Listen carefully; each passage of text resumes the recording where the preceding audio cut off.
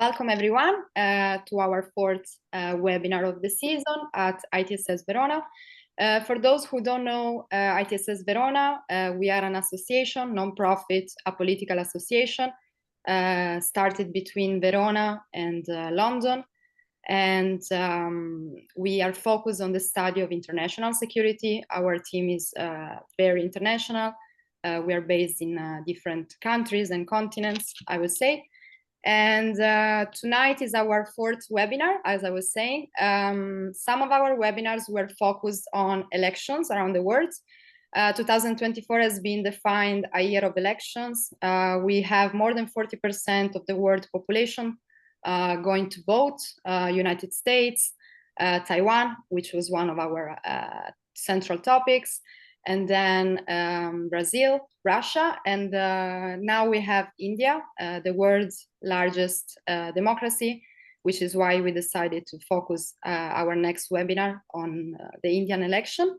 So the elections will start this Friday, April 19, and they will continue until June the 1st. At the moment, the opinion polls are showing that Prime Minister Narendra Modi is very likely to secure a third term.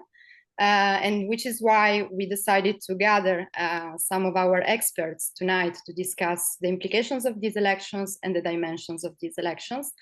Before I start introducing our experts, I just wanted to give the stage to Sonia Martinez, our executive director, she would like to say something on behalf of our president, Dr. Michele Groppi. Hello, everyone, and thank you very much for being here with us. Thank you to our speakers. Yes, I just wanted to extend Dr. Michele Groppi's apologies for not being able to be here.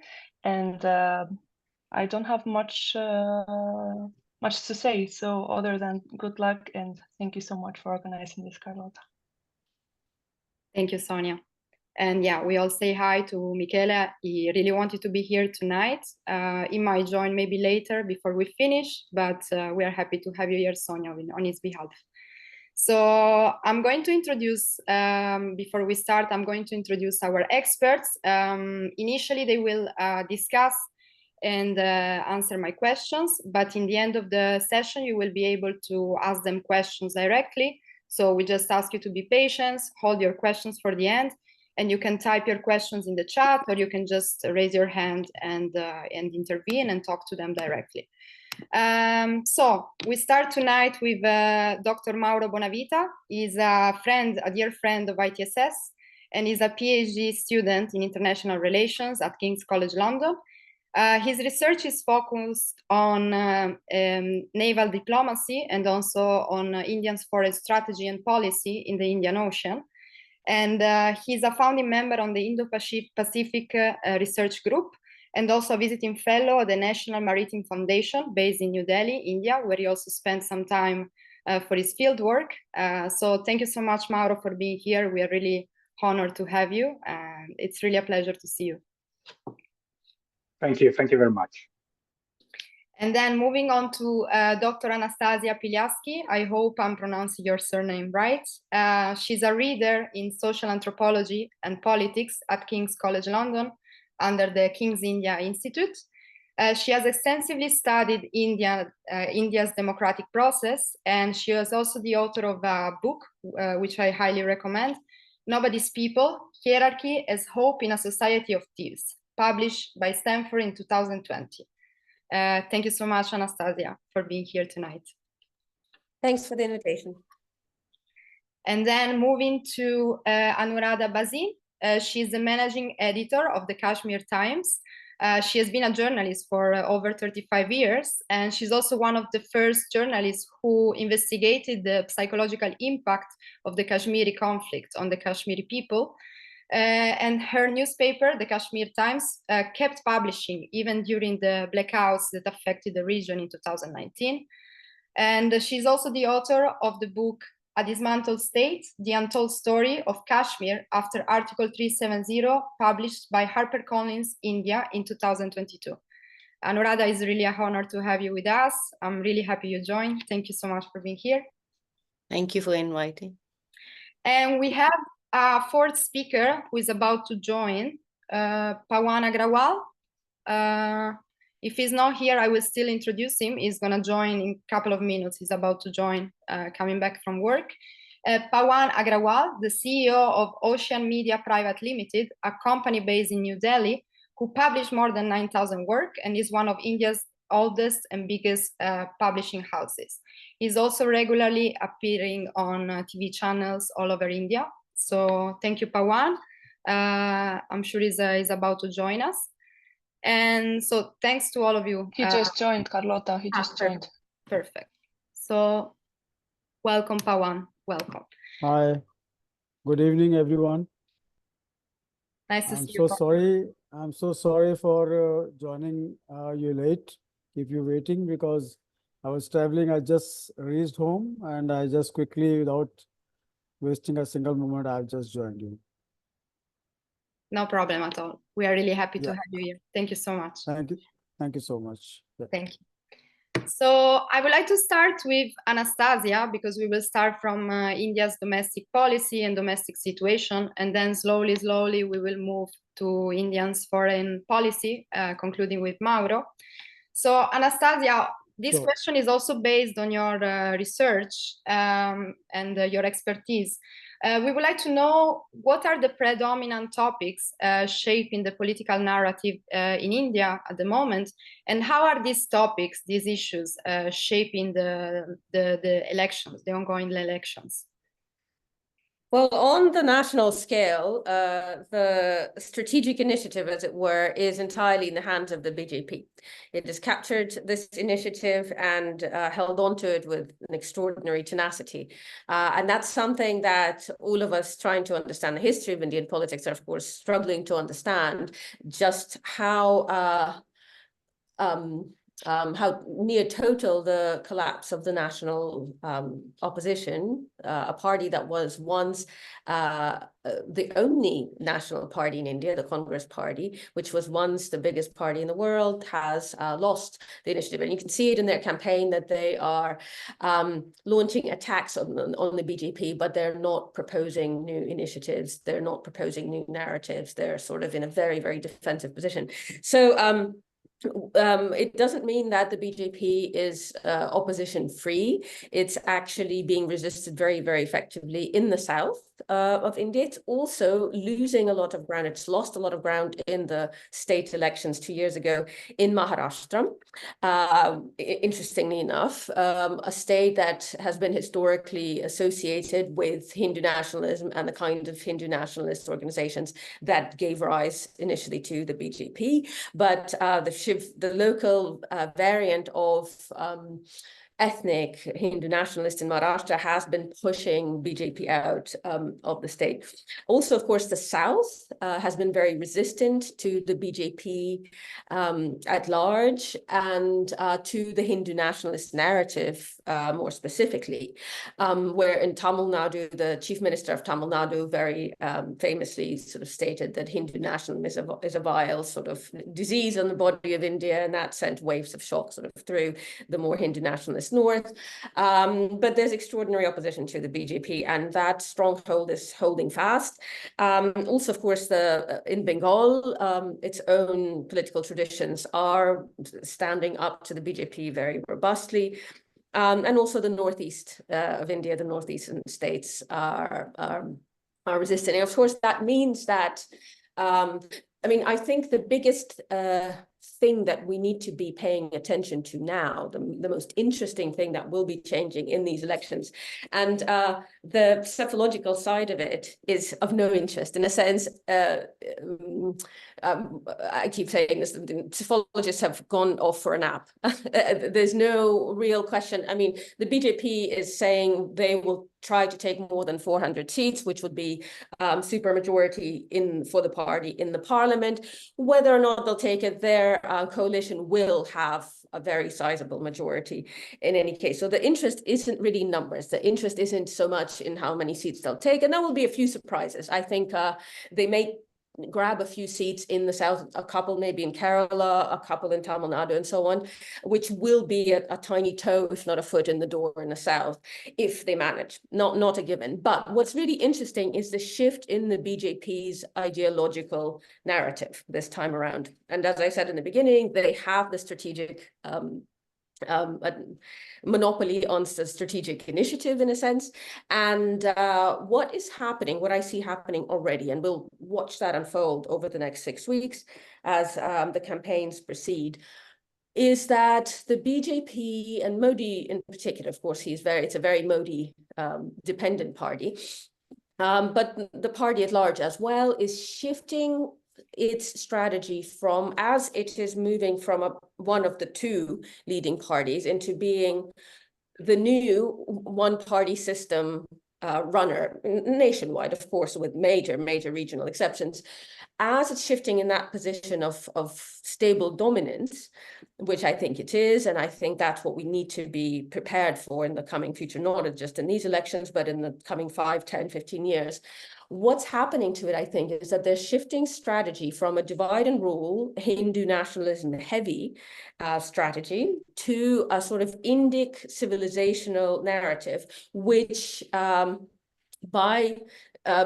which has been signaled in this past term of Modi's with this rebranding of India into Bharat, and a lot of other moves which sort of attempt at a global recognition of India as a civilizational entity. As part of that, the inclusivity of the party is turning into, it has to turn into a broader church in order to attract more people. So divide and rule was useful with serious national opposition. As that opposition has disintegrated, now a lot of attention is drawn to bringing in Muslims, bringing in tribal communities, people who have historically not been part of the BJP. The huge influx of Muslims into the ranks of the BJP is quite extraordinary, and we're yet to really understand why that's taking place. It started to take place. I was in India for a year watching the electoral campaign in 2013, beginning of 2014, and Muslims were starting to join the BJP.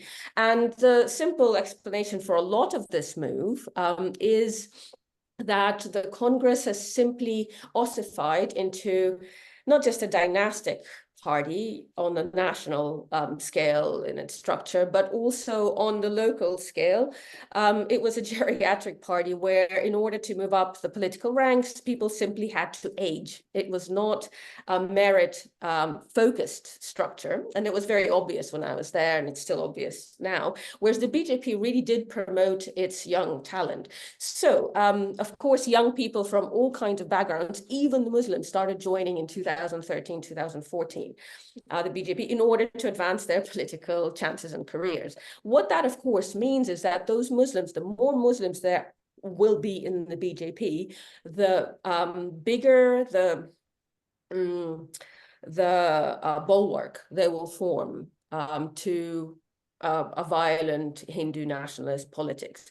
And that's, of course, very controversial. We should debate that, but that's my view. And one extraordinary questionnaire that was conducted about 5 weeks ago across Indian cities, north and south, showed something very interesting. It was asked what people thought about the creation of the new temple of Ram in Ayodhya, which is, of course, the biggest Hindu nationalist symbol of sort of Hindu nationalist victory, as it were, for the Hindu nationalists.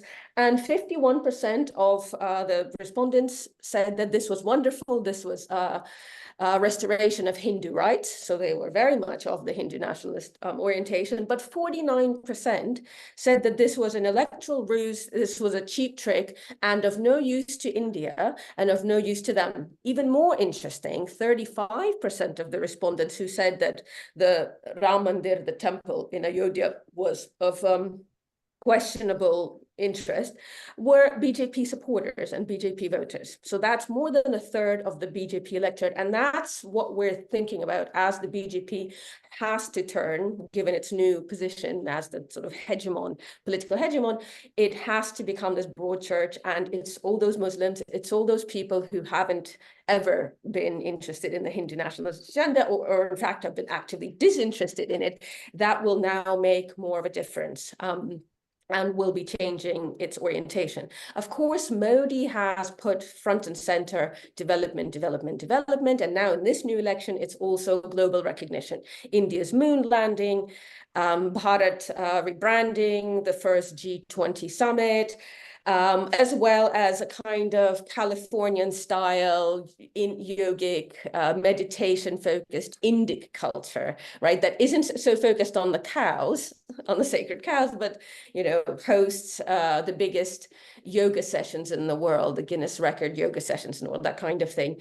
And of course, big infrastructure projects, oil, gas, railway development, and he's putting that front and center in his rhetoric, and as are the rest of his front runners in the party. So I think that's the overall picture we're looking at now.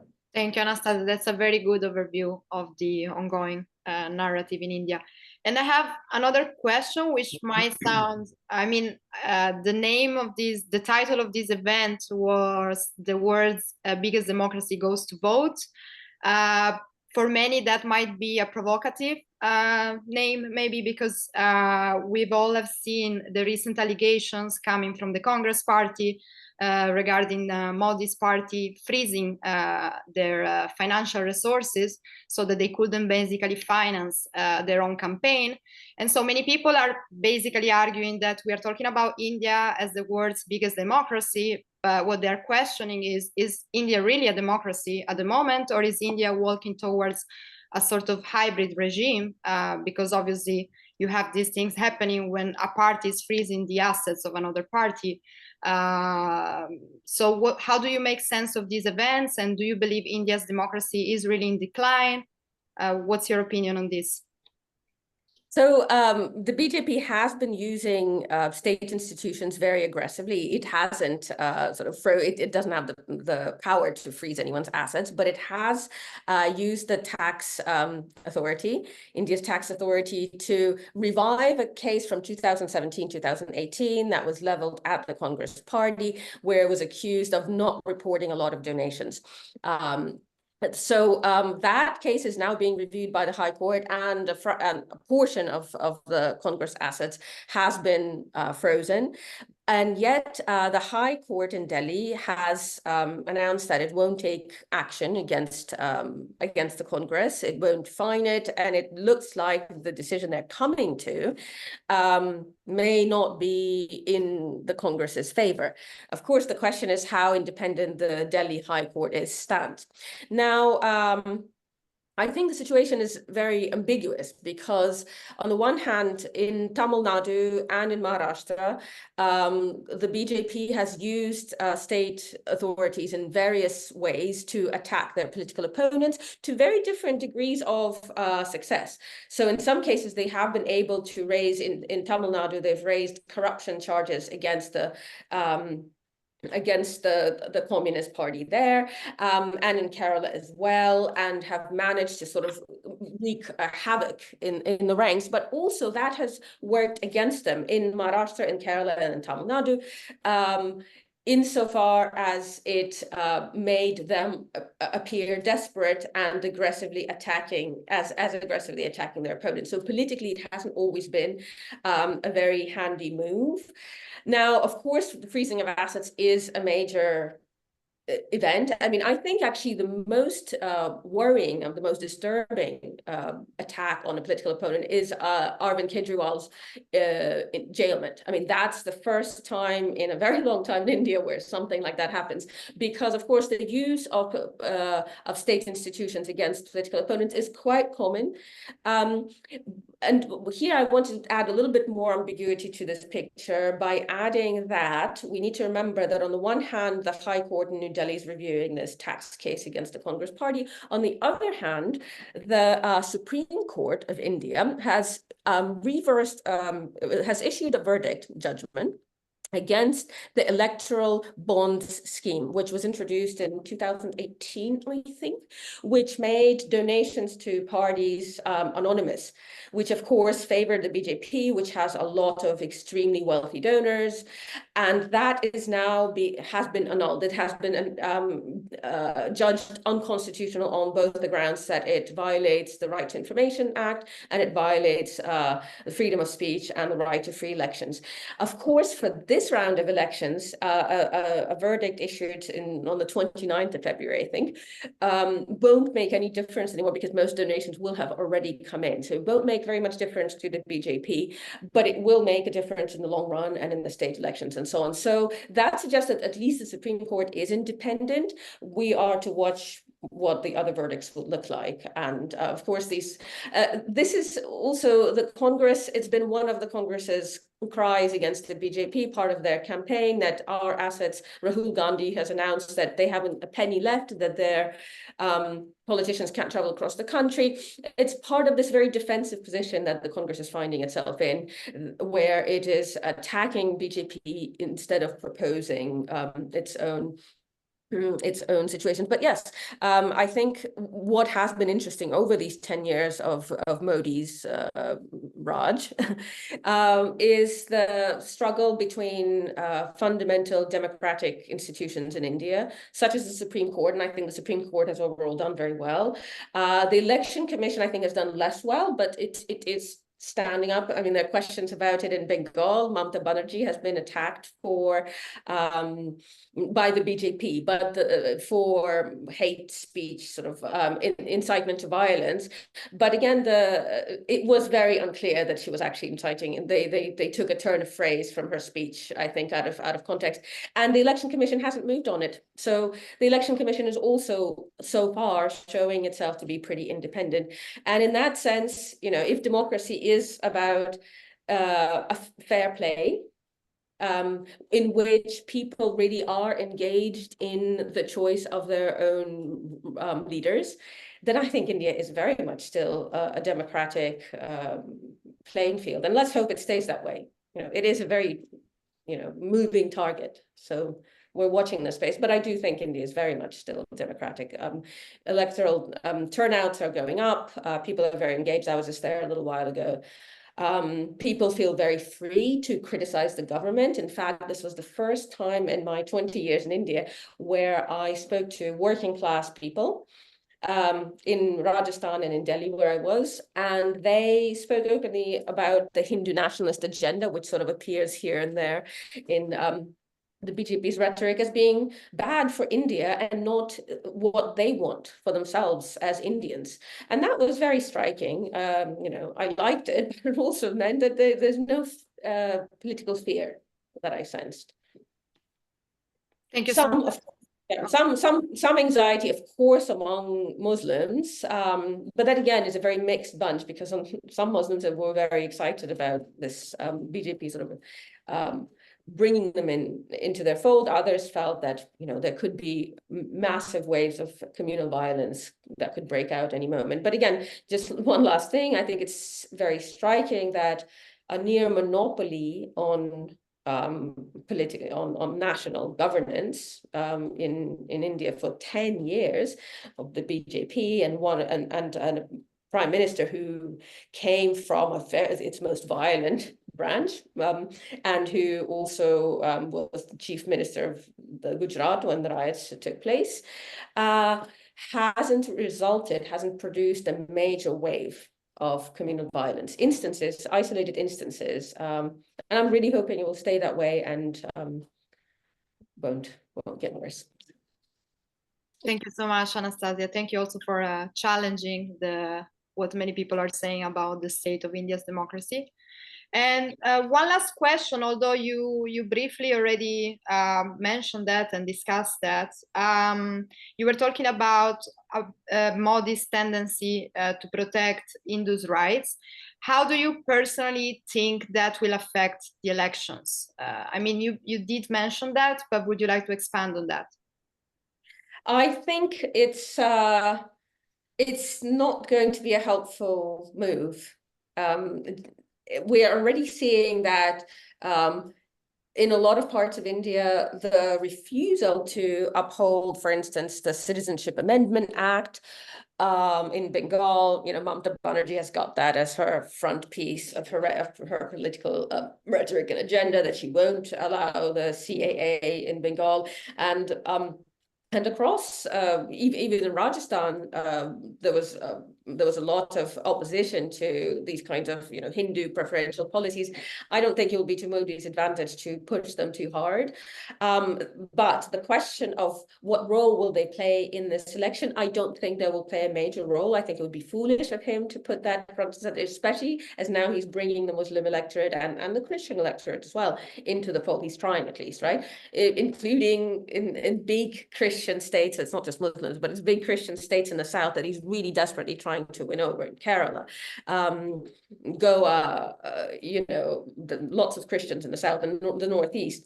It won't be an important part of the campaign. The question, of course, remains that once the BJP wins the elections, will they push that agenda against their stated aims? That I don't know. Thank you very much, Anastasia. We will come back to you definitely during our Q&A session. Thank you so much. I would like to move to Anuradha Bhasin, Managing Editor of the Kashmir Times. We've been talking about narratives and attitudes regarding these elections. So I would like to ask you, being based in Kashmir most of your time, what is the general sentiment in Kashmir towards these elections? I can look at Kashmir only from a distance. I haven't been there for a while, but I am in touch, and I'm keeping tabs on what is really happening. But to give a little background, these are parliamentary elections, and in terms of numerical strength, Kashmir, which comprises 3 different regions, Jammu, Kashmir, and Ladakh, which has now been hived from rest of the erstwhile state. In this entire region, the parliamentary elections are never very significant. They add up to just about 6 seats to a total kitty of 543 seats across the country.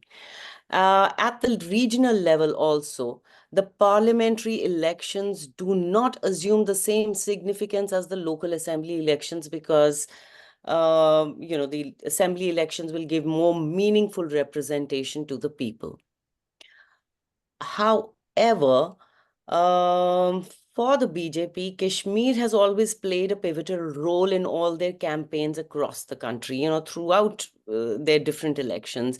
In 2019, if we look back, their political narrative was woven around terrorism and the Pulwama suicide bombing. In 2024, it is about the victory of 370 revocation, which has been their ideological demand for decades.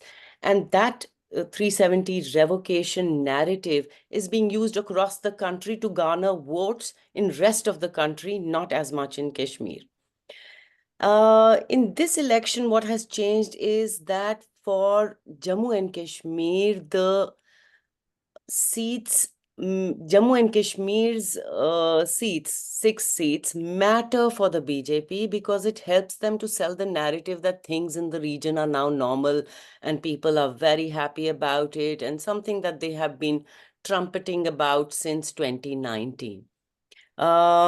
They would especially like to win in the Muslim majority seats. And this may have been the original game plan because, even to fulfill this ambition, the BJP has tried everything under the sun, from gerrymandering of boundaries to offering affirmative actions and SOPs, created more polarization within an already fragmented society. But we are just 2 days from elections and also from the last date of filing for nominations for the first seat that goes to polls in Kashmir Valley, which is where the Muslims are in excessive majority. I mean, that they're about 96, more than 96% Muslims. But so far, the BJP has not fielded anyone. And there are indications that it may be backing proxy candidates. In fact, Union Home Minister Amit Shah, who was in Jammu a day ago, he did give a hint to that extent. And if that indeed is the case, then the BJP knows that things have not worked according to their calculations. Now, this is interesting, and this is where I probably do not agree with Anastasia. I think in the last few weeks, things are changing very fast, the political scene and the political narrative. Even within Jammu and Kashmir, where there was quite a bit of indifference towards elections. Suddenly, locally, the elections are becoming significant, at least in some of the constituencies, primarily because there is an acute sense of disenfranchisement in the region. Since 2019, Jammu and Kashmir has not had assembly elections, which I said are considered much more important by people. Since 2014, there is no local governments since 2018 in Jammu and Kashmir, which is now a truncated version of its previous self. It's not just a truncated version of its previous self. It has been robbed of the powers that it originally had, and it has been demoted from a state to 2 union territories. In one union territory, the elections have not been held in Jammu and Kashmir. In Ladakh, it has been totally deprived of an assembly. And there are resentments within the public for being disenfranchised and for changing of special status, for taking away their privileges. And that is why the parliamentary polls are assuming some significance. Because, people see that this is the only way that they can see themselves as being represented. And this is the only way that they can exercise their right to enfranchisement. Yeah, so that is, yeah, I think that pretty much sums up. Thank you, Anuradha. Anastasia, would you like to get back to her? Would you like to add something?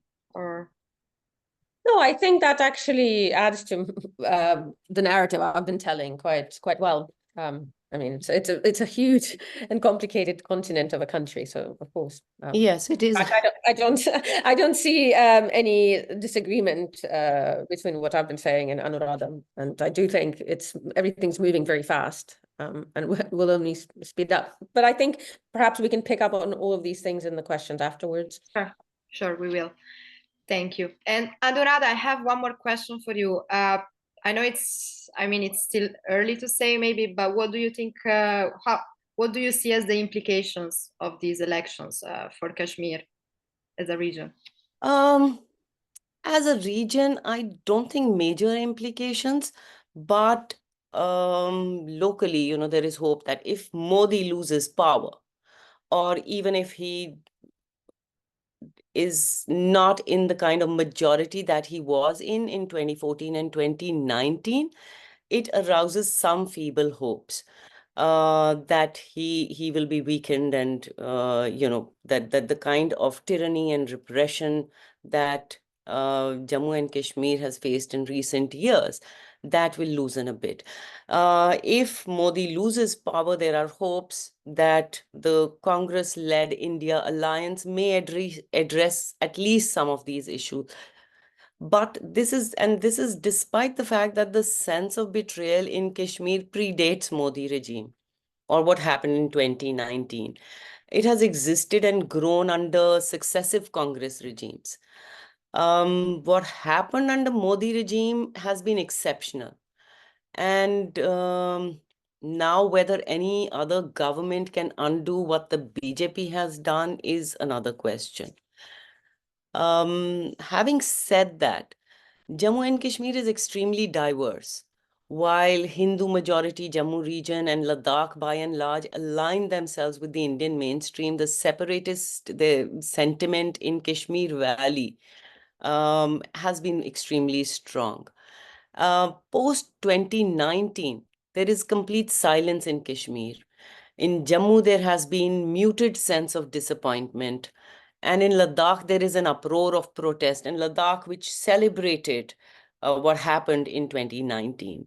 And so it's very difficult to see how things are going to play out.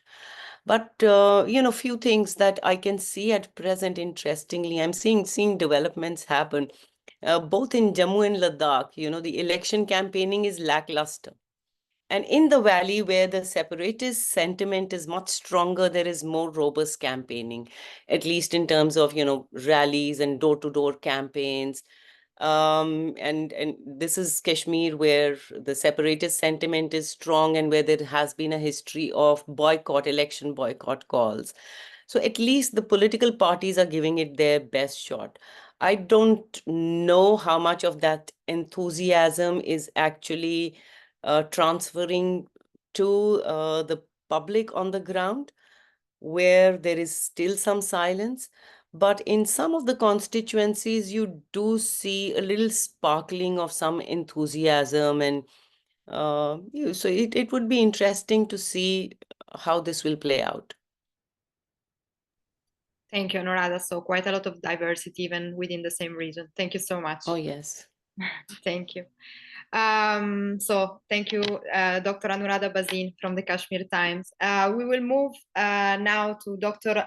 Pawal Agrawal, still discussing mostly the domestic situation and the general sentiment.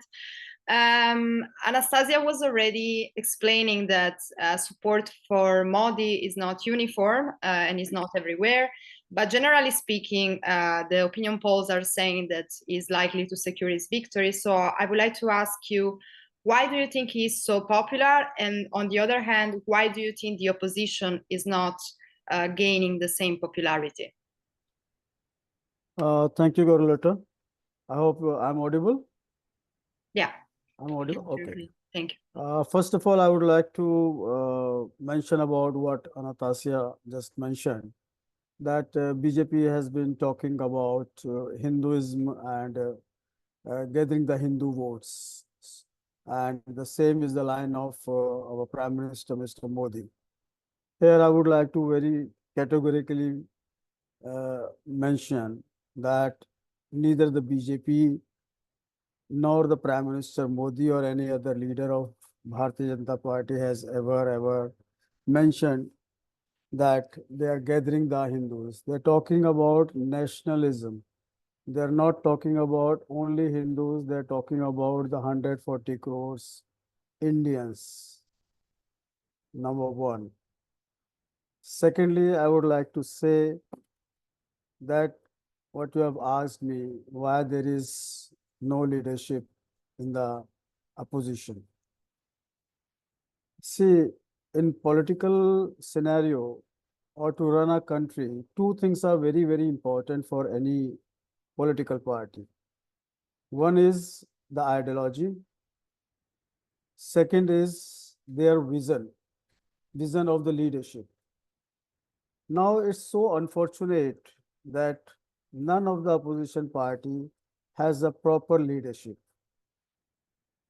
They don't have a vision and they don't have a mission. If you see how they collide, more than 30, 40 different parties, they join together. But unfortunate is every leader of all these parties, they want to become the Prime Minister of India. They never say that they want to serve the country. They never say. They only want to rule the country. They have been ruling in various states. Congress party has been ruling this country for more than 60 years. I do agree that there are instances where we can say that there has been a great contribution of Congress in the developing sectors of India after the independence, in the Nehru regime and in the Indira regime. But there is one very most important factor, that for every development and progress, there has to be a nationalism feeling in every man and woman, every children, every farmer, everyone. Why that has been missing till the Congress was ruling the country? And what happened suddenly within 10 years? That now we feel that feeling. You can feel that. If you go to any part of the country, you'll feel a change. The morale of the people has improved. You're feeling a pride for our own country. We're feeling a pride for our government. Everybody is looking at the government, that what next good factor is there. How then the current government is going to add value to which sector, be it is a Make in India, be it is a Skill India, or anything. So there is a basic difference between that. That they need to understand. So this is my reply to your two questions which you just asked me. Thank you, Pawan. And I wanted to ask you something more, I would say more related to the economy. The government has often claimed that the economy at the moment is one of the fastest growing. And my question is, do the people feel these benefits, or is this more of a narrative that doesn't reflect reality? Because then on the other side, you often read articles saying that the young people are struggling with employment and the current government has failed to create job opportunities. So what's your take on that? See, there would be all kind of stories prevailing in the newspapers, various news portals and all. But as far as I'm giving you a very my personal opinion, which I have discussed with many people in various parts of the country, there is no dearth of jobs at all. If anybody says that the youths are not getting the job, that's not correct. None of the business has been shut down after the COVID. Everybody has seen the situation in the COVID and the post-COVID. For the 6 months after the COVID, yes, the situation was very disturbing. But after 6 months, say in the beginning of 2022, things have started improving. People have started their new setup with their new team, and things have improved. And that is why the GDP of country is increasing every year. So as far as the economic situation is concerned, more and more investment is coming to India now. Why? More and more people are coming into various sectors. So if that was not the case, why they would come and invest in India? Thank you, Pawan. Would you like to add something? Also, this is something we discussed briefly regarding the agrarian reforms. We have seen farmers taking to the streets asking for reforms. Do you think this is an issue that the new government will try to solve? What's your opinion on that? See, it was a created issue. The farmer issue, where has it gone? What has suddenly happened? It suddenly propped up, and for 2 months, 1.5 months, farmers only from Punjab and from some parts of Haryana, they came on the roads, they did the agitation. But what about the rest of the 90% of farmers across the country? There were no farmers from Northeast, there were no farmers from Himachal, there were no farmers from Jammu and Kashmir, there were no farmers from Uttar Pradesh, there were no farmers from southern India. So how can we say that these petty people who were sitting on the roads and having all the basic facilities to spend their day and nights on the roads, were they really farmers or they were agitating against any scheme? No. It was all created and it is fizzled out in 1.5 months or so. So there is no farmer agitation going on anywhere in the country.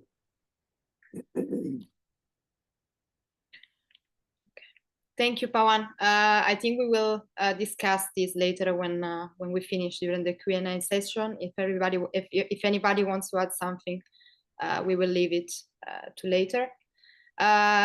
Thank you so much for your contribution. I would like to move to Dr. Mauro Bonavita from King's College London. Mauro, you've researched extensively Prime Minister Modi foreign policy in the Indo-Pacific and his strategy. So I would like to ask you if you could just go through briefly his foreign policy approach and also his accomplishments during the last year, if you could just briefly summarize your research in this field. Thank you. Thank you very much, Carlotta. So in order to answer your question, first we have to briefly contextualize the last 5 years of international relations in Asia. We can say that the last 5 years were the time when this emerging concept of the Indo-Pacific became extremely popular. And this has a strong impact on India's foreign policy and especially the Modi's government initiatives. When he started his time in office, Mr. Modi found a situation which was quite favorable in the sense that India had solved most of its previous issues in the international scenario relating to most of the West countries. I'm thinking specifically about the nuclear deal with the United States, which was a very important move. And since then, the merging of China's rise and the widely perceived threat has completely changed the situation in Asia. Now, we can say that in the last 2 administrations, Mr. Modi in this sense has been quite able to navigate through 2 major issues which are affecting Indian foreign policy. The first one is the needs for security in South Asia, which is its immediate neighborhood, and the need to answer a big question, which is affecting not just India, but the entire world, which is how do we address China's rise and its clear revisionist vision of the international system? Do we oppose them? Do we just accept his leadership and go along with them, or try some other ways?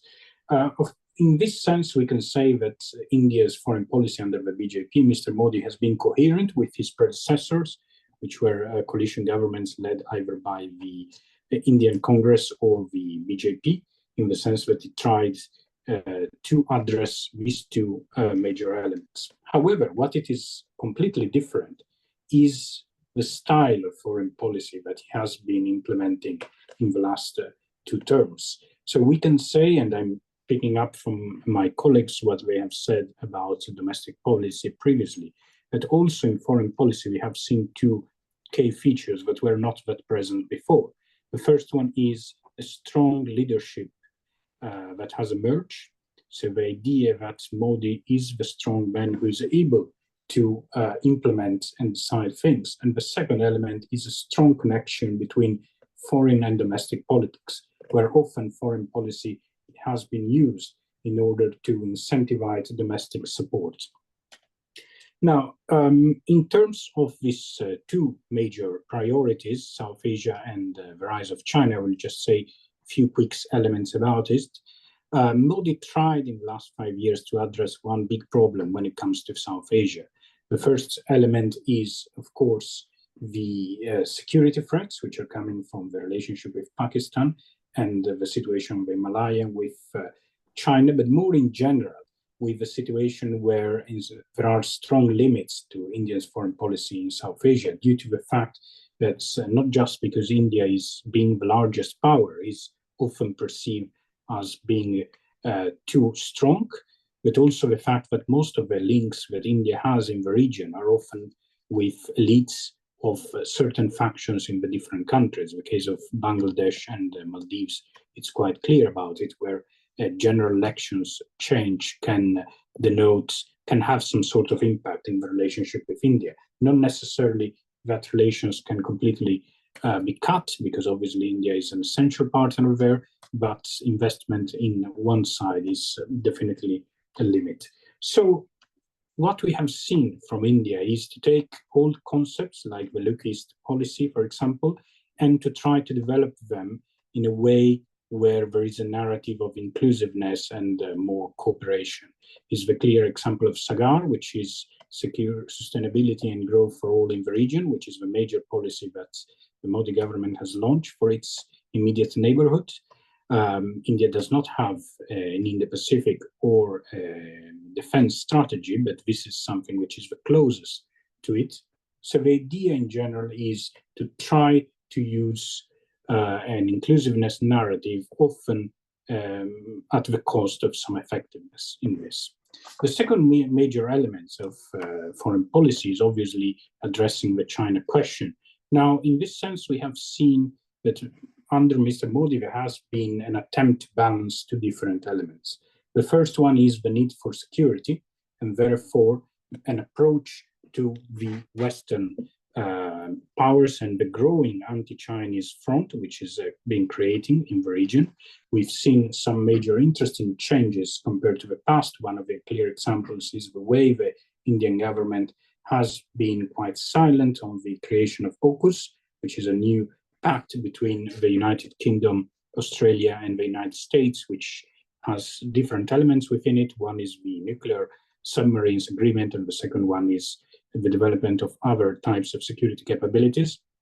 Now, compared to the past, when, for example, in the 1970s, India was very vocal to the need to avoid external powers to being present in the region, the growing security threat by China has shown a pragmatism by Mr. Modi, which is quite clear.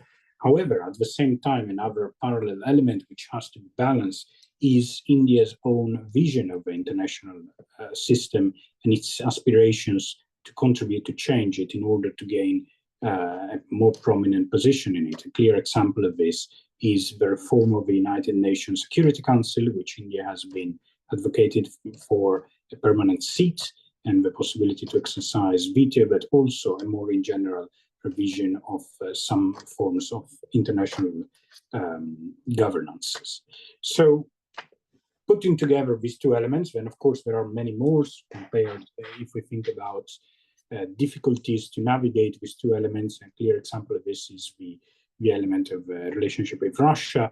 In the last few years, we have witnessed a declining in the relationship between the two countries, especially since the Russian invasion of Ukraine. There has been a clear attempt by India to express, to maintain, and to express to the West its aspiration to try to keep a link with Russia, however, recognizing the fact that this relationship is declining for many reasons, even though India is still largely dependent on Russia in terms of defense industry. However, these elements in the international system demonstrate very clearly that we are talking about complex approach to the international security threats which are emerging.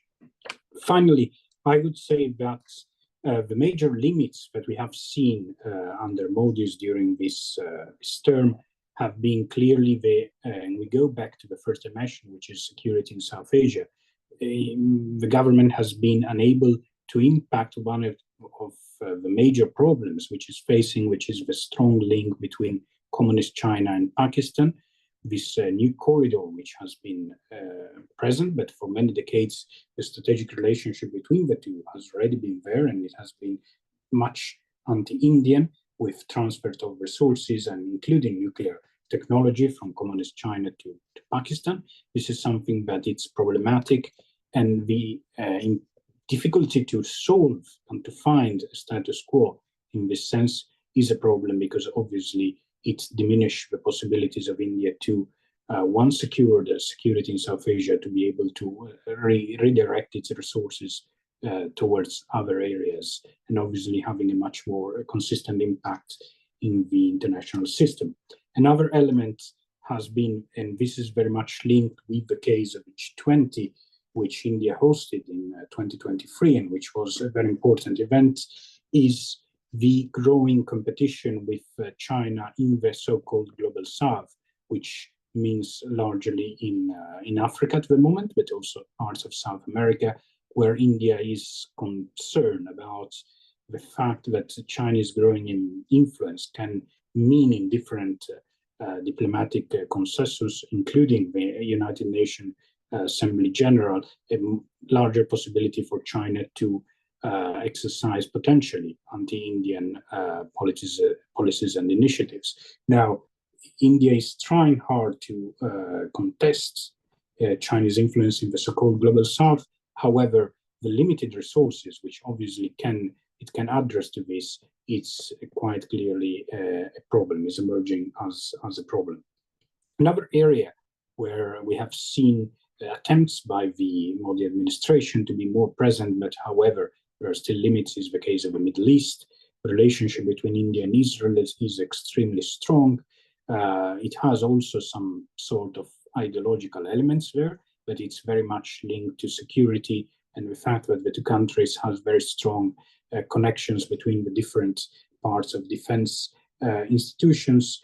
However, India's relationship with Iran is essential in terms of its major problems in South Asia. I'm thinking specifically about obviously Pakistan, but more in general, there is a relationship which has been there.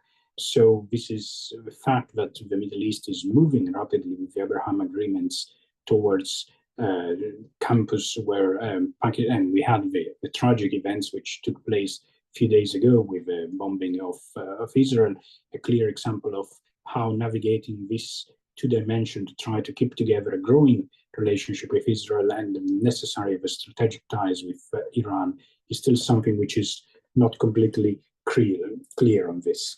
And then, of course, the most important element, which goes back to what my colleagues have said before, is definitely the impact that domestic politics has on India's foreign policy.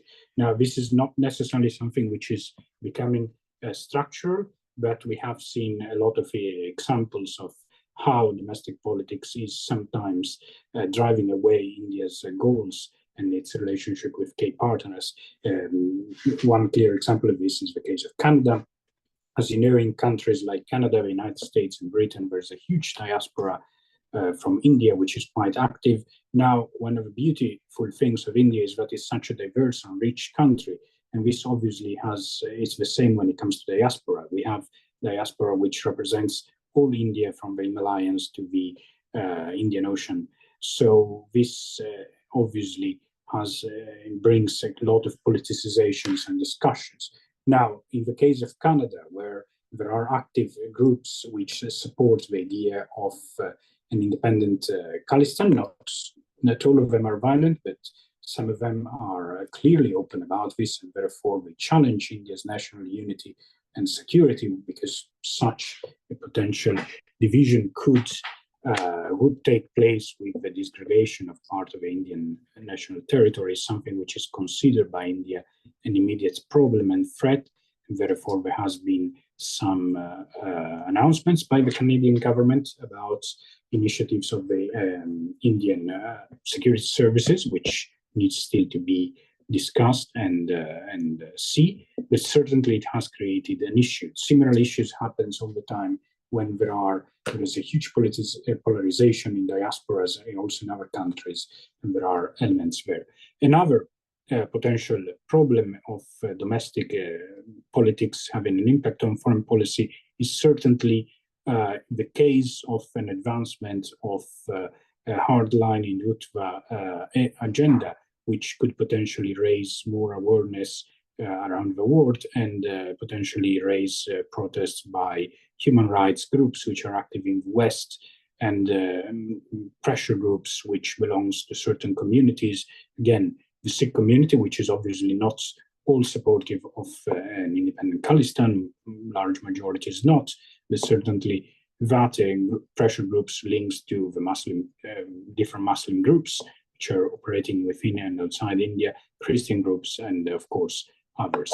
So this is one element which is very important. Maybe we'll have a chance to talk about this later. Finally, what I would say that the fact that domestic and foreign policy narrative have been linked very much in the last few years, and the importance that rhetoric has given to the leadership of the Prime Minister has often denoted in foreign policy a clear divide between what is rhetoric, what is announcements, and what are the real impact of initiatives and policies.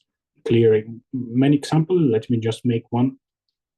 India has framed a very important policy towards Southeast Asia in order to try to revive the historical and religious links with many of the countries, which back in the Middle Ages and even before we have been linked with India for religious and reasons and cultural reasons, and there's still a huge heritage of this in the country. However, most of this is still just announcement, and there has been very little facts taking place. This is obviously in part because of resources. When you have resources, you have to decide politically where to direct them, but also the fact that it seems that sometimes in certain issues, announcements are enough and the facts do not necessarily have to follow. Thank you. Thank you so much, Mauro, for this very exhaustive overview. It was very extensive overview. Sorry, it was very insightful. And I would like to ask you one more question related to your analysis. So, is there any possible shifts or continuation that you forecast for India's foreign policy after the elections? Is there any change, or do you think the line will continue in this direction? No, thank you for this, Carlotta. So India's foreign policy in the next few years will be impacted mainly by the evolution of the geopolitical competition between the United States and Communist China, which will have an impact not just for Indian foreign policy, but in general for the world. So this is an element that we will have to take into account. Another element, which is at the base of India's rising role in the international system, is obviously its economic growth. So to what extent this sustainable growth will continue and it will be perceived by the rest of the world as relevant and important, it will also have an important impact in its foreign relations. An element which one of my previous colleagues have touched, the economic one, obviously the ability of India to open its market, which it's not necessarily easy, consider that many states have their own legislation. It will certainly be able to link or not to link India with the decoupling, which is partially taking part from China due to political reasons. So there are elements there. I would say these are some of the most important structural elements. Another issue, we do not have any indication of this so far, but certainly there are sectors within the right wing of the BJP who have an ideological view of what foreign policy should be. Now, this is not necessarily what is happening. Indian foreign policy is very pragmatic and it's very oriented towards its security. However, a clear example of this is when the Parliament building was inaugurated last year. There was the display of a map of South Asia where with no borders, where many places around South Asia, even in different countries, were described with Indian or Asian Indian names, and this is something which has raised some concern in the countries. Again, this is not necessarily an implementation in actual foreign policy, but this could be a big question mark if there will be more influence on this. And finally, I would say again, the most important element is, especially in the relationship with the West, which is guaranteeing partially security towards China rise, is to what extent domestic policy changes will have an impact on foreign policy, especially if, like last time, immediately after the elections in autumn, we will see some strong Hindutva initiative taking place. Thank you. Thank you so much, Mauro. Thank you, really. I'm sure we are going to come back to this during the Q&A session. There is already a question for you in the chat. Sonia, would you like to jump in? Sure. So we have a question here from Arslan from ITSS. Hello, Arslan. He would like to ask Mauro, how much successful has been the current government in securing regional alliances? Does it second India's aspirations of becoming a regional and global leader? Thank you for the question. So India is not securing alliances for a very simple reason, but as I said, it's trying to bring together these two elements. The one is the need for security, and therefore the need to come closer to the anti-China front. At the same time, it has its own aspiration to change the system. So trying to keeping these two elements together means that it needs a degree of autonomy, which an alliance does not necessarily provide. Also, of course, there are material elements into this. A military alliance with situation in the Himalayan is quite difficult to think, because China is very assertive, very aggressive, and very problematic. But now, if we read alliances with the idea of partnership, then we can say that certainly India has been quite successful in creating partnership, in part because there's a huge demand by Western countries and regional powers to have agreements with India. It's becoming very popular. There are several reasons for this. One is that we are entering a maritime century, which means that the maritime geopolitics is playing already a very important role in our security and prosperity around the world. And in being India at the center of the Indian Ocean region, where most of the trade passes, this has a very important impact in the desirability by Western countries to come closer to India. But of course, at the same time, this partnership do not necessarily address an Indian leadership in South Asia, but certainly they address a need which is very much intrinsicated in Indian foreign policy, and not just there, which is the need for recognition of status, which is something which Mr. Modi has been very able to use in this narrative, double narrative of foreign policy initiatives and domestic action. So certainly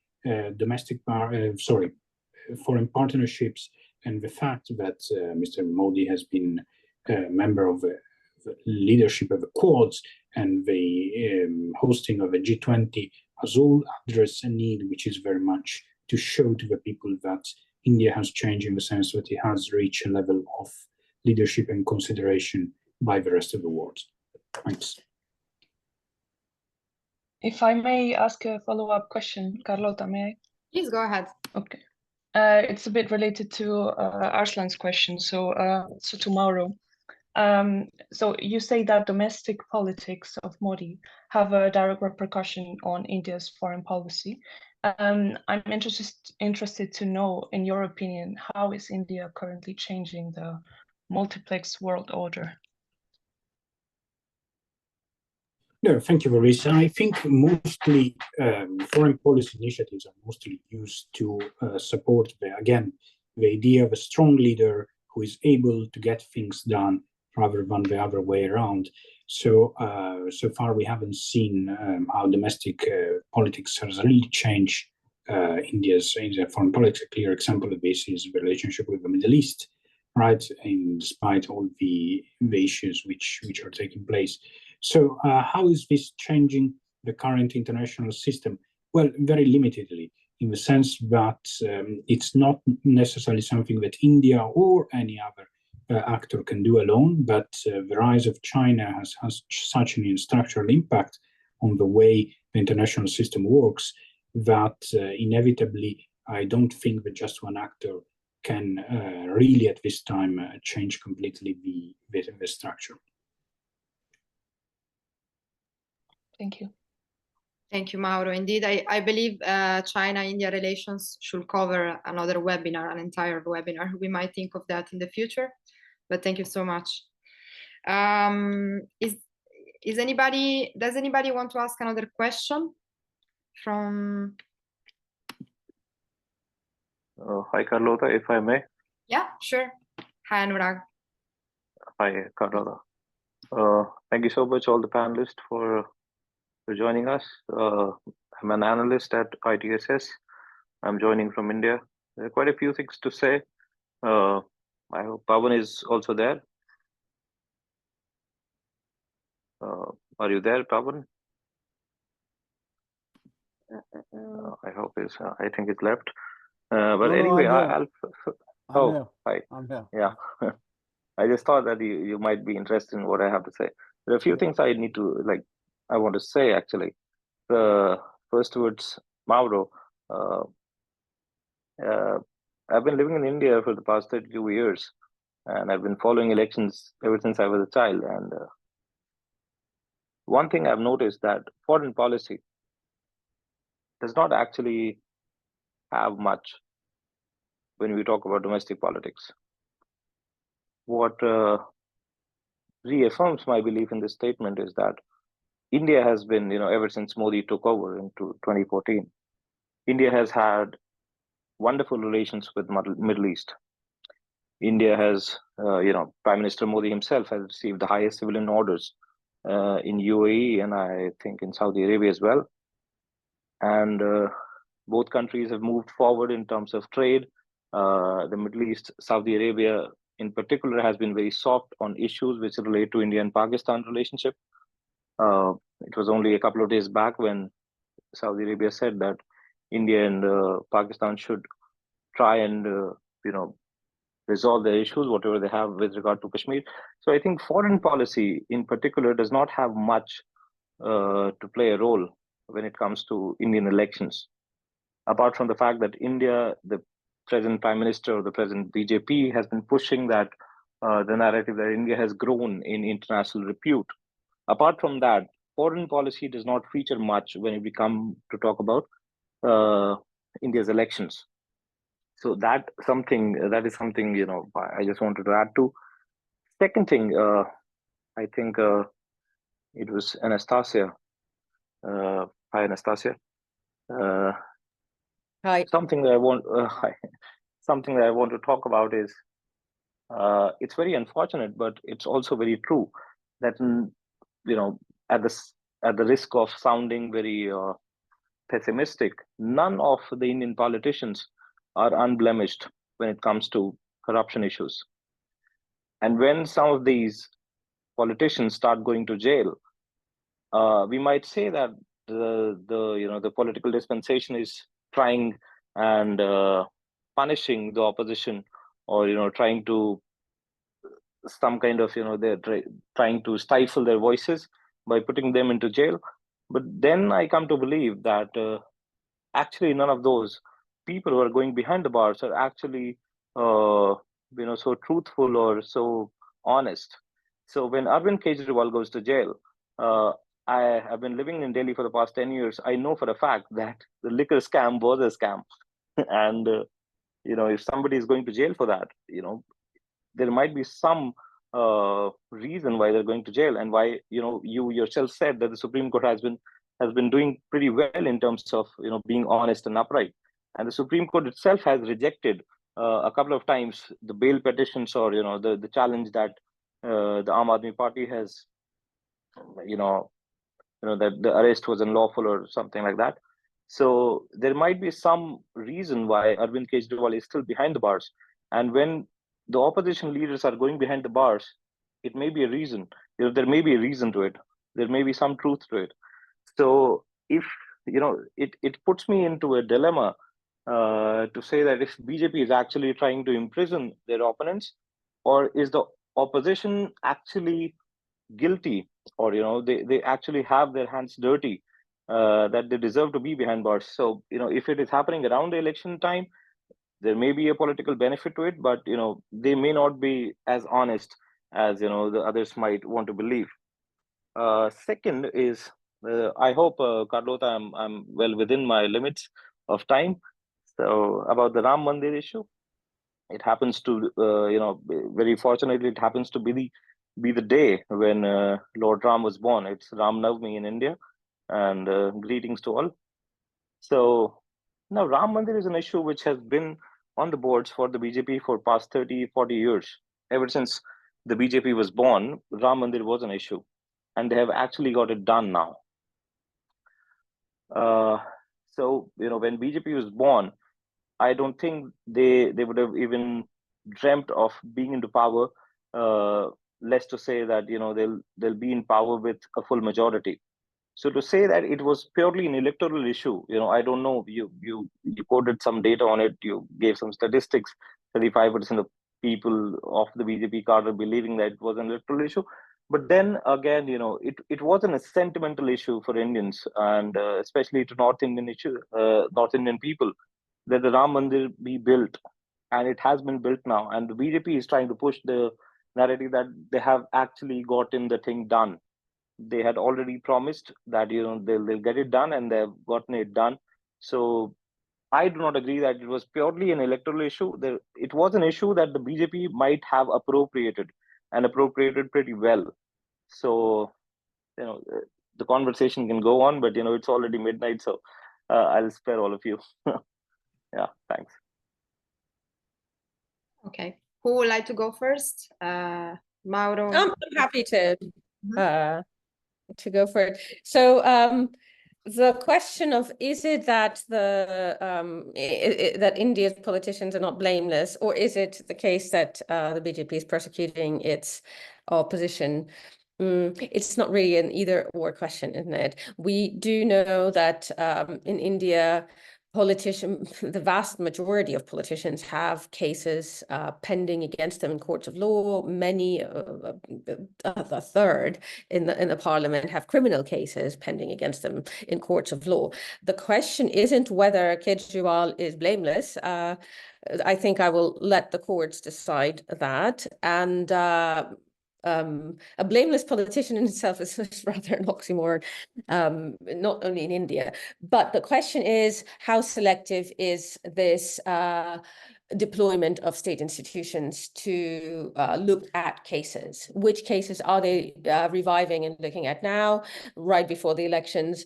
And I think that Modi's government isn't actually doing itself any favors, both, as I mentioned, inside India, because that is seen as aggressive and unfair politics during election time, but also it looks bad from beyond, from outside India. It is starting to look a bit Putinist in cases like the imprisonment of the chief minister of Delhi, who has, of course, been a major bone in Modi's throat, who is based in Delhi and so on.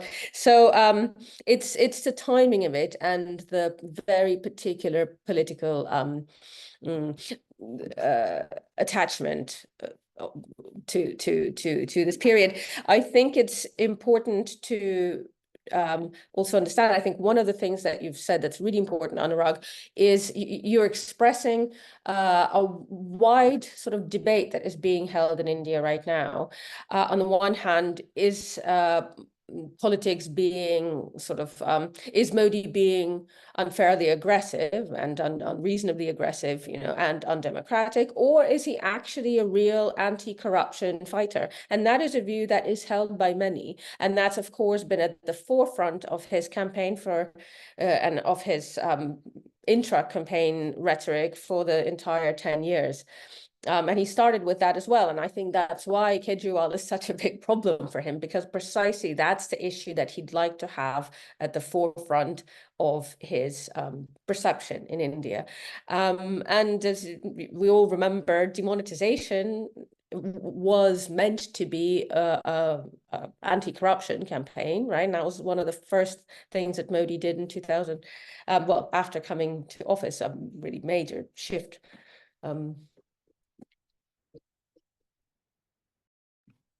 Thank you, Anastasia. Mauro, would you like to add something? Yes, thank you, Carlotta. So I agree that, of course, foreign policy in itself is not necessarily present in everyday discussion.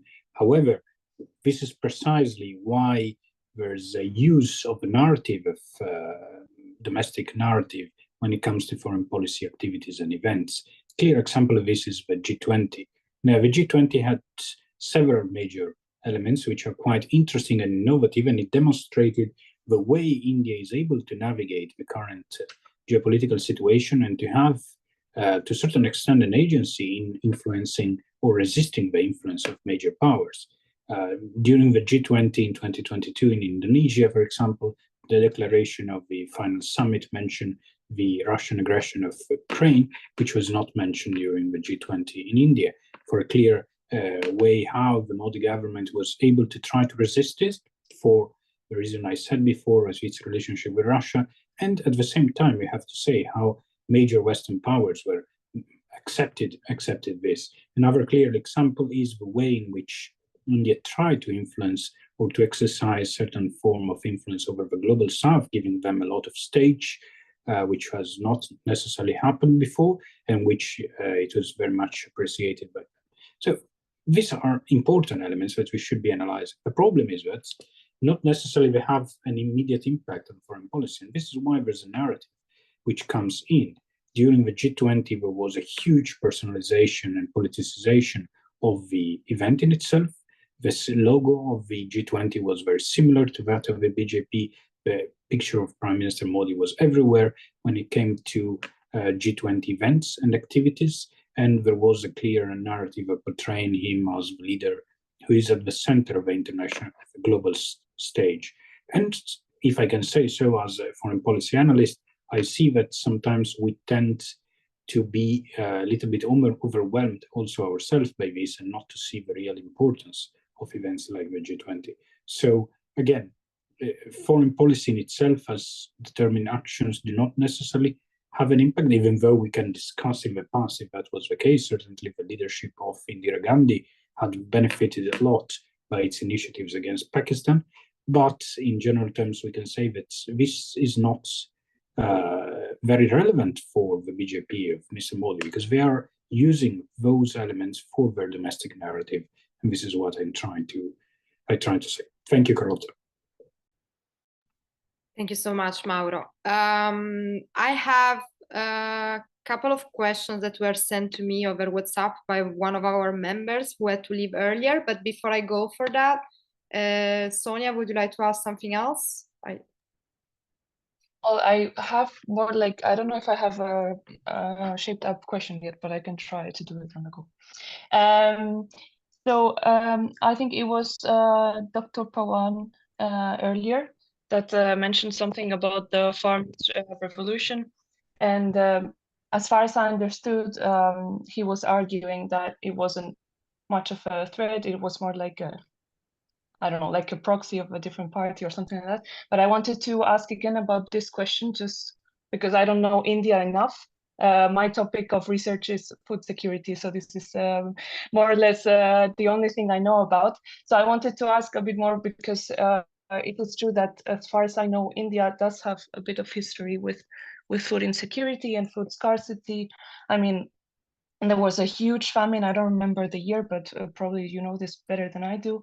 And after that, there was the Green Revolution. And when the partition happened, well, obviously Pakistan got most of the staple foods that were being produced in India. So it kind of like added fuel to the fire in terms of like regional skirmish and conflict.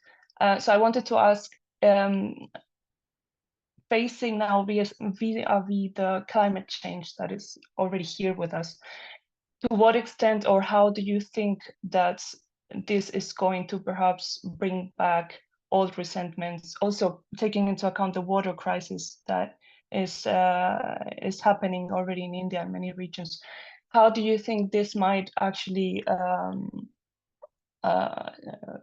let us witness the rise of neo-rioting that stem from resource scarcity? Thank you very much. Thank you, Sonia. Pawal, would you like to answer? No, I've not been able to understand what exactly Sonia wants to know. I can rephrase, sorry, it wasn't a question yet. There's so many things inside, in your question. So yes, what I meant is that... Let me know the specific question, So climate change is obviously increasing resource scarcity in the region, right?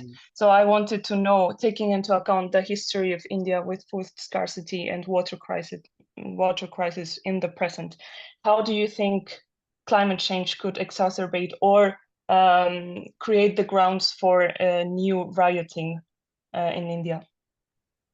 See, as far as the climate change is concerned and about the conservation of the forests, land, rivers, mountains, everything is concerned. People of India, they are very much concerned about it. How? Are you aware about it? I'm sure you may not be aware about it. You know, we are the only country who worship trees, who worship mountains, who worship rivers. So we are very much alert on that. Of course, a lot of things need to be changed. A lot of things need to be educated to the people as we are progressing, as we are developing. So a lot of things they come across that people go to mountains and they throw their stuff over there and come back. People go to the rivers, they throw away their as a bin and they come back. So we need to educate the people. But as far as the government is concerned, government is also very much committed for the conservation of the forest, for the improvement of the rivers, and of course, the nature. So we are very much concerned, and we are sure that gradually we'll be able to have a better forest, better mountains, better nature in our country. And of course, we would like that every country should be alert on it. Sorry, I think again I need to repeat my question. It's my bad. Yeah. What I meant is not in terms of protecting the environment, but if you think that climate change is going to exacerbate unrest in India. This is my final question. Sorry, and thank you. No, there is no such unrest in the climate change. It's not only in India. It's everywhere in every part of the world.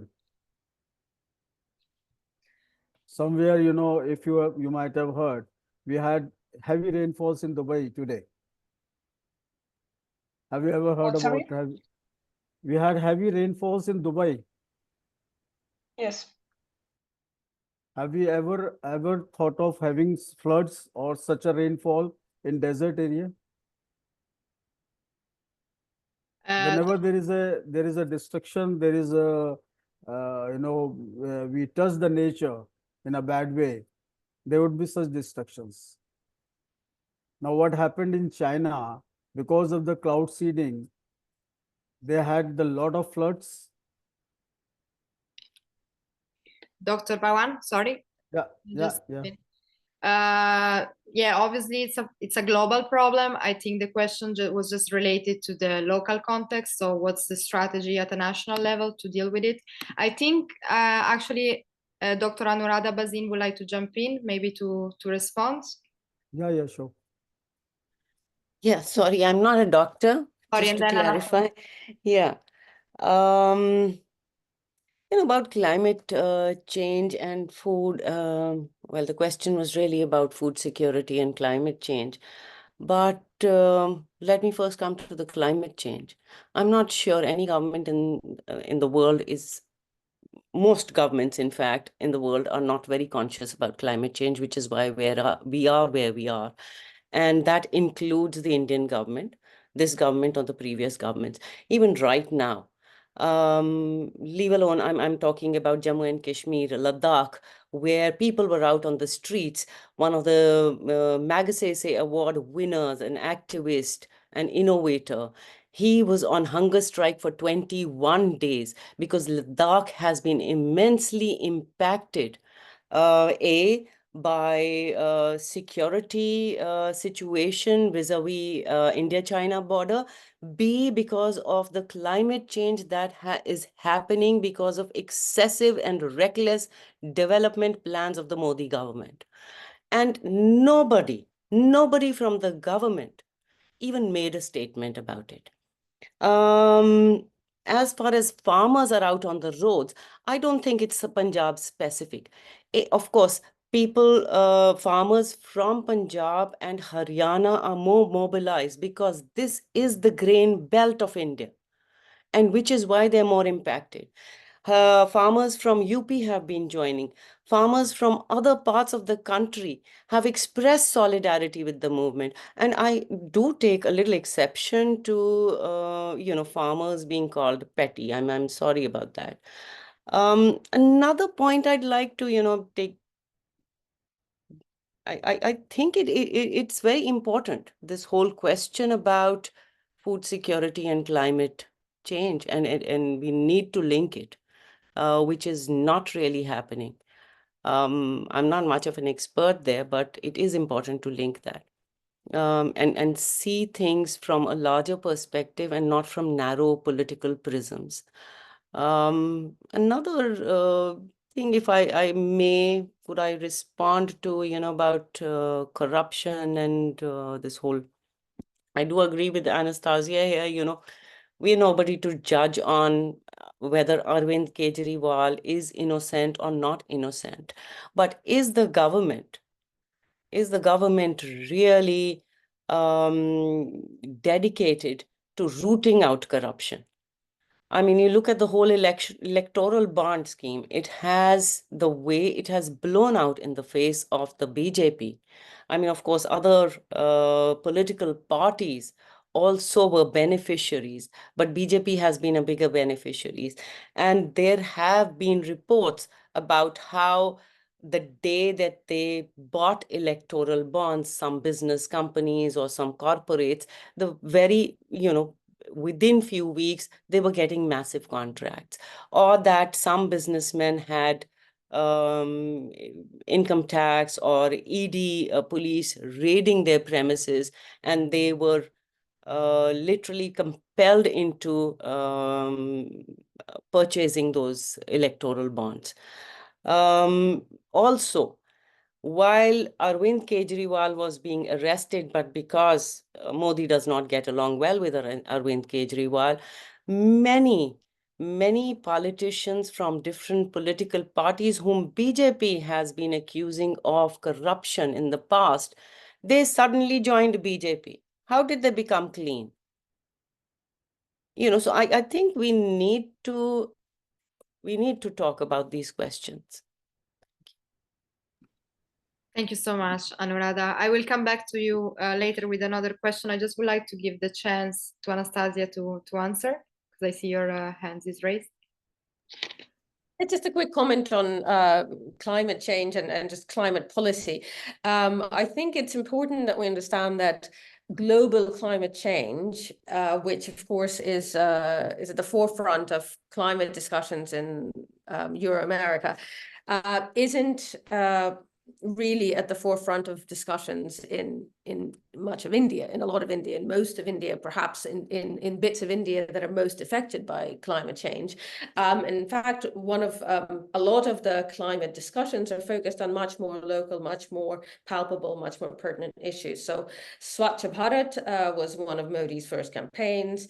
I remember lots of people laughing about his sort of campaign to put in toilets in place, and that really was for a while at the forefront of his campaign, rather than any kind of global climatic issues. Now that India is moving towards more resource independence, gas and oil tanker, at least, if not, not a huge amount of new oil digging up from the soil, that is now coming to the front of the conversation inside the country as well. One thing that Modi did last year, we have to remember, is that he criticized at the Paris Climate Conference, he criticized sort of Western countries very sharply for setting parameters for climate control inside countries and climate legislation that were unfairly underprivileging countries that are only going through industrial development now. So carbon footprint in his speech, and his critical speech, was aimed at developed countries and underprivileging countries that are only building factories and developing in the way that India now is. So I think, I mean, that was another thing that he was praised by people I was speaking to at the time in India, for sort of taking initiative and speaking back and defending India's right to set its own parameters for climate aims on the global scale now. Thank you, Anastasia. And connecting to what you've been discussing, there is a question from Alessandro Spada in the chat. Is Modi's India going to compete for the leadership in green economy with the USA and China?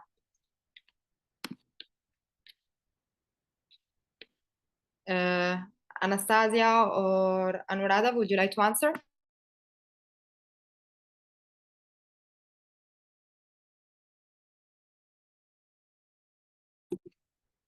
I think no. The simple answer is no. Although there are attempts by Modi to again show some sort of leadership from India's side, but I think these are primarily rhetorical. I mean, he did promise that India will sort of meet the 50% of its energy requirements from renewable sources by 2030 at the Paris conference, that it will reduce carbon intensity by 45% or by more than 45% by 2030. I think that was, you know, well, of course we'll have to see, but I think that was part of his India now entering the global arena presentation rather than a viable and realistic sort of aim. Thank you very much, Anastasia. As I was saying, I have a question on my WhatsApp from a member who had to leave earlier. Anuradha, I think this is going for you. This is going to you. Do you think that a different party or a different government will have a different approach towards Kashmir, unlike the current government's more muscular policy?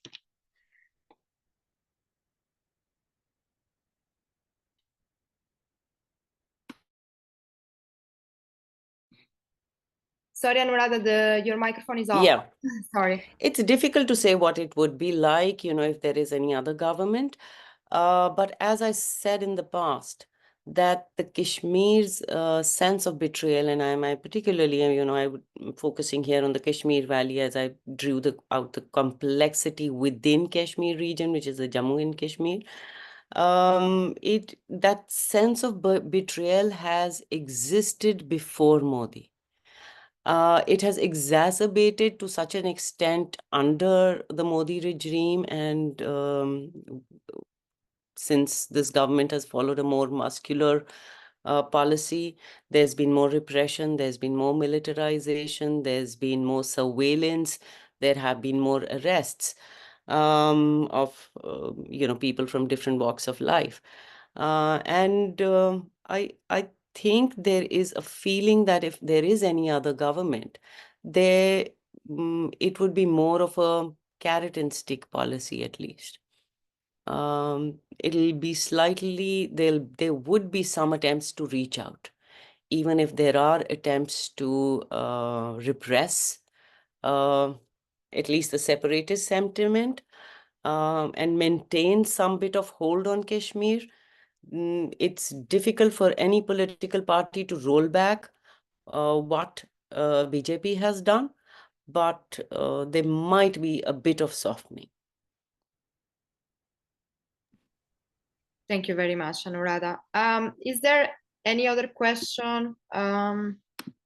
If you do want to ask something, you can type in the chat or just step in. I think we have only a couple of minutes left because we're way past the time and it's quite late in India. So anyone? I had my hand raised. Oh, sorry, I haven't seen that. So, please go ahead.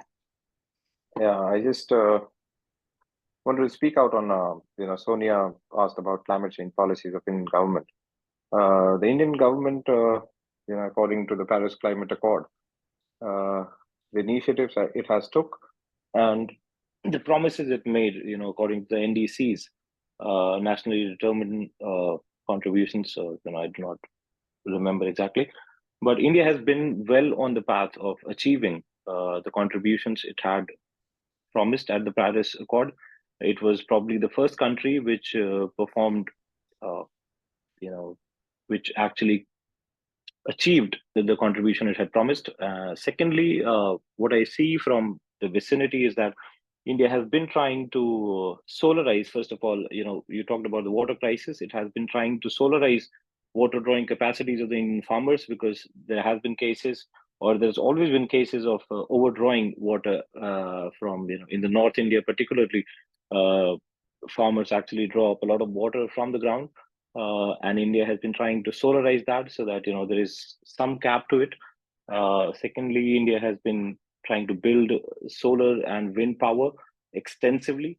In fact, India has the largest solar power plant, which is being built in Madhya Pradesh, in Kevada, and it's actually in Gujarat. Sorry, in Kevada. And secondly, when you talk about unrest being created, and when you link it to the farmers' protests which happened in Punjab and Western Uttar Pradesh, that I wouldn't actually link with the climate change, because it's very ironic that Punjab, which was at the forefront of the farmers' protest, is actually a very big polluter.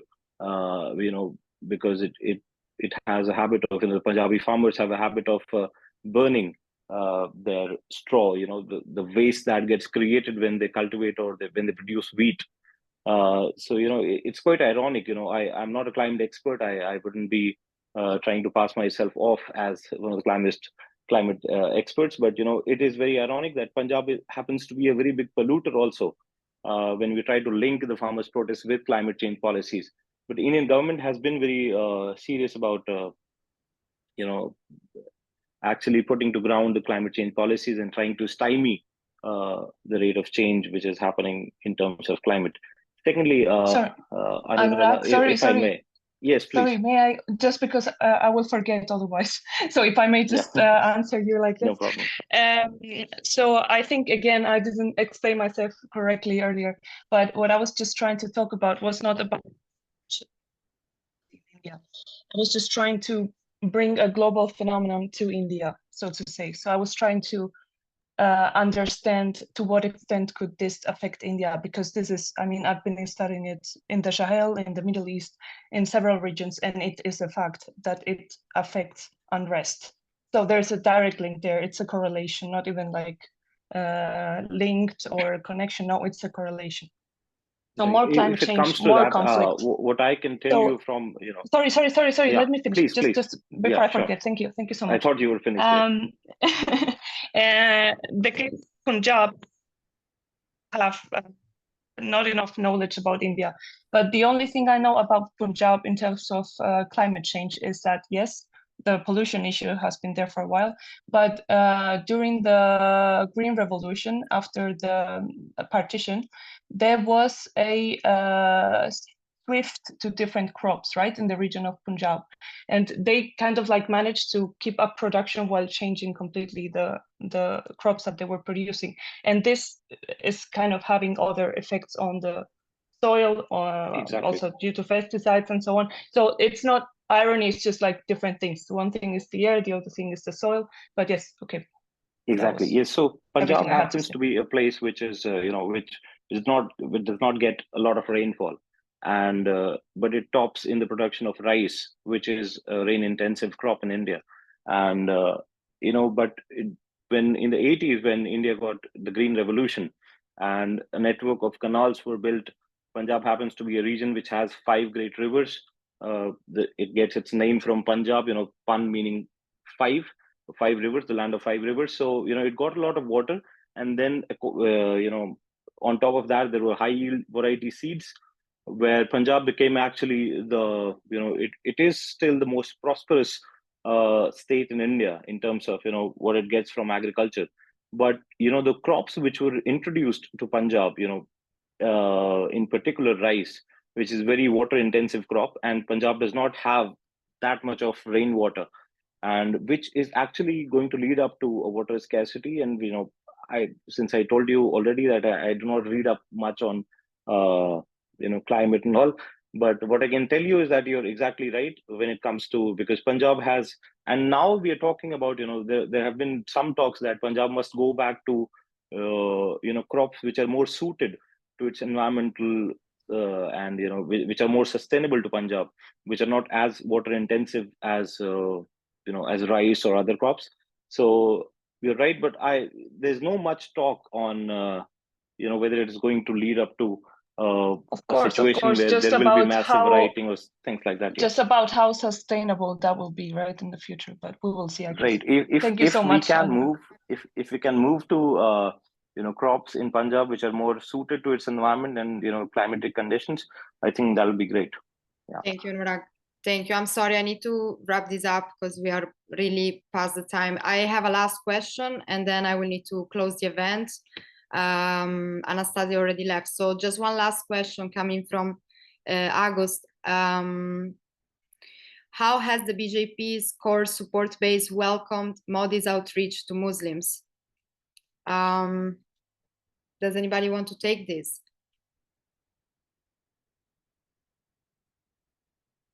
I feel this might have been directed to Anastasia. It's more of her expertise, but unfortunately she had to leave. Does anybody want to say something, or should we just? If you allow, I may attempt it. Please. Even though I'm not one of the experts here, but still, yes. Since nobody's here. So now that's a very interesting question because BJP basically appeals to people who belong to the Hindu religion, and lately we've seen that that BJP has been trying to woo the voters which belong to a category which we refer to as Pasmanda Muslims. Pasmanda Muslims are people who do not belong to the top cadre or the top echelons of the Muslim community. They are the middle class or the lower class Muslims, which the BJP is saying have been missing from the political scenario altogether. That the other parties have never bothered to cater to them, and BJP has been actively trying to woo voters from that Pasmanda Muslim community. Now, how does it sit with the core base of the BJP, which has been the Hindu voters? Now, I also wanted to refer to this point when Anuradha was talking. BJP has been trying to get its vote share in at least 272 constituencies, which is the majority number in Indian democracy, to more than 51%, which will actually guarantee BJP's rule for quite some time. Because if India, if BJP gets the majority in more than 272 seats, there's no way BJP is going out of power. To do that, India will need the support of these Pasmanda Muslims who are actually very localized, and there are some seats where the Pasmanda Muslims are, and the Muslims also vote en masse. That whoever candidate, whichever candidate they support, they guarantee that they're going to win if that happens to be a constituency where Muslim voters are in big numbers. So whether they like it or not, but BJP is going to need Muslim votes in the long run. It has been able to do without the Muslim voters for the 10 years. But in the longer run, if BJP actually has the power, has the plan to vote, has the plan to be in power for longer period of time, it will eventually need the support of these Muslim voters, the Pasmanda Muslims. And whether the Hindu voters like it or not, they'll have to bear with it. They'll have to, make peace with it, that, there are going to be Muslims in the BJP ranks. As somebody was also mentioning, I think it was Anastasia, that Muslims have been joining BJP lately. Ever since 2014, Muslims have been joining BJP ranks, and, this is going to go up and not down. So, if that answers the question that was asked. Thank you very much, Anurag, for sharing your opinion. Anurag, a member of ITSS Verona. Again, August, I'm really sorry. Anastasia is also, she left, so she's not here to answer your question. But thank you, Anurag, for sharing that. I think we can close the event right now because it's quite late. Mauro also left. But again, Anastasia, Anuradha, Pawal, and Mauro, thank you so much for joining us. Thank you for this very interesting conversation. And thank you. Thank you so much. It was really a pleasure to have you here. Thank you, Carlotta. Thank you. Thank you, everyone. And we will see everyone. until June 1st what will be of these elections. We will follow from close. Thank you so much. Thank you to everyone. Thank you.